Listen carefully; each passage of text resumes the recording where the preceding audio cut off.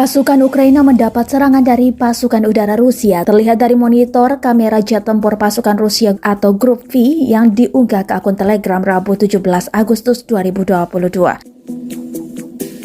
Penerbangan dilakukan dengan cepat saat mengetahui posisi tentara Ukraina yang berada dalam parit tersembunyi. Pasukan Rusia maju ke arah yang lebih dekat dengan target serangan, tak segan melemparkan tembakan hingga menyasar parit yang terdeteksi. Ledakan dahsyat pun terjadi, bahkan disebutkan pada keterangan unggahan mengguncang posisi tentara Ukraina di dalam parit.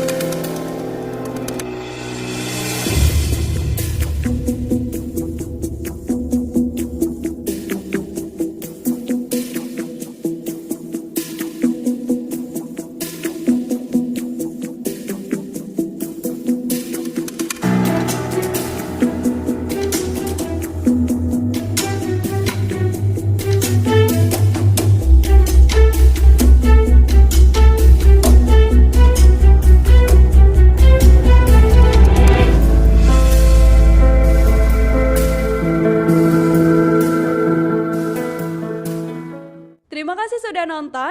Jangan lupa like, subscribe, dan share ya.